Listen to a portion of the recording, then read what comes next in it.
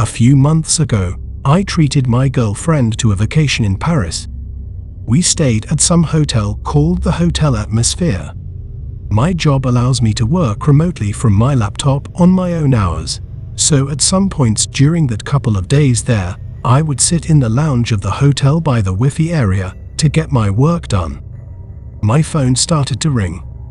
It was my girlfriend calling me, and as I picked up the phone, I went to the nearby room where the coffee was and poured myself a cup.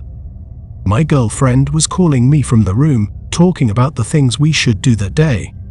When I walked back to the lounge area where I left my laptop, I got a sickly feeling when I realized it wasn't there anymore. I went first to the lady at the front desk to ask her if she had seen anyone leave the lounge area with a laptop. She apologized and said she hadn't seen anyone. I asked her to check the cameras, to which she responded that they didn't have any cameras in the lounge area, and that also she wasn't in control of the footage that the cameras caught. She would have to get in contact with a manager who's not working that day. She offered that I submit a loss to stolen property to him. I was absolutely disgusted with the service and planned on having a word with the manager the next day. I had no choice but to go back to our room and angrily narrated the events to my girlfriend. She tried calming me down and saying there was nothing we could do about it, and that it was best that we just go out and enjoy the vacation. It was painful. As angry as I was, I had to accept that she had a point. We both turned off notifications on our phones so we wouldn't be distracted, something we usually did on vacation. Then we went out and explored the great city, did a little bar hopping, and then got back to the hotel late at night. It wasn't until we finally crashed into bed that I opened my phone to check for new emails and texts and all that, since I couldn't do that on my laptop.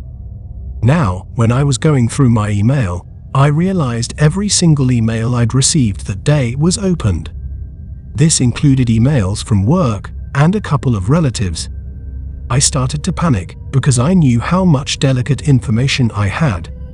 Not just my email account, but my whole computer, which was signed in when I left it.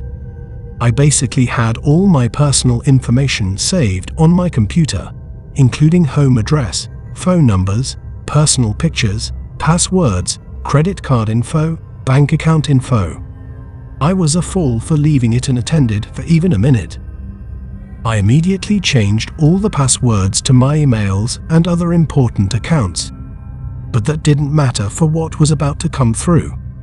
After opening my Messages app to check my texts, since I hadn't done it all day, I noticed a text from an unknown number. It was a bunch of pictures. Pictures that were saved to my computer, but personal pictures that I wouldn't want anyone to ever see. Then there were pictures I didn't remember taking.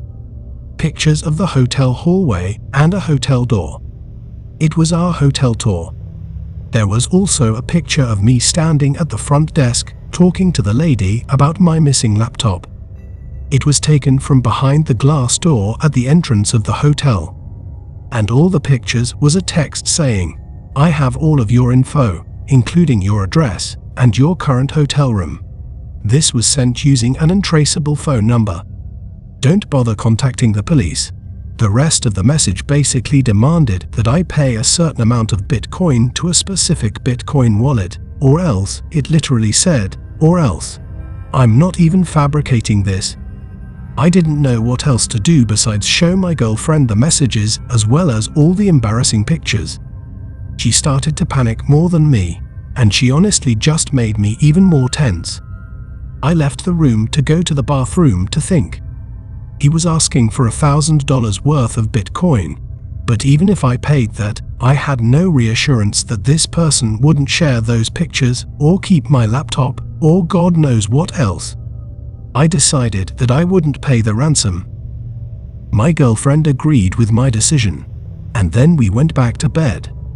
Of course, I was not tired at all anymore, neither was my girlfriend. We sat up, leaning on the headboard of the bed, talking, thinking, and worrying for a couple of hours. And then there was a knock at the window of our hotel room. We both gasped. Well, My girlfriend more so, let out a short scream. I turned off the lamp so that whoever was out there couldn't see us inside. I also shut the shades completely. I didn't bother trying to look to see who was there. I assured my girlfriend that we were safe. She whispered that we should call the cops or inform the front desk. I told her we would if the problem persisted, and then I told her to go to sleep. Meanwhile, I stood in the middle of the room, watching over her while also looking back at the window. I got a text, and I looked at my phone. It said, "I'm looking into your room right now. I'm not playing games." Then there was another knock at the window. I decided to open the shade to see who was out there. I pulled the shade open. I couldn't see who it was, but there was someone standing on the other side of the glass, looking in. My girlfriend screamed. I told her as I pulled it back shut. We packed her things and went to the front desk, telling the lady about the whole situation and requesting another room on an upper floor.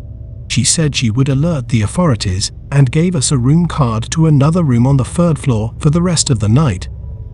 We slept close together. Well, I didn't sleep. I was awake all night, waiting for a knock at the door. Morning came, and the manager was in, so she took a look at the footage from the previous night. And of course, some guy with a hoodie covering 90% of his face went into the lounge as soon as I had left to get the coffee and then walked out with my laptop. There was only one camera that actually caught the man in the act.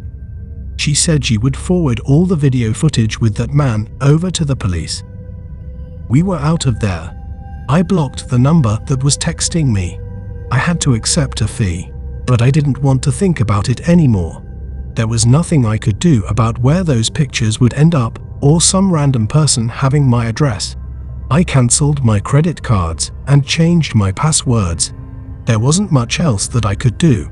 However, what really motivated me to share this story with the internet was the fact that 3 days ago, I got a letter in the mail without a return address.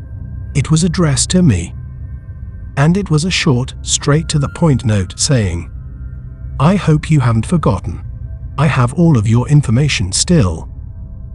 It was a horrible reminder that someone out there with bad intentions has not only my address, but my pictures, my phone number, and my name. I've been sleeping with one eye open these last few nights. If anything happens, I will update you.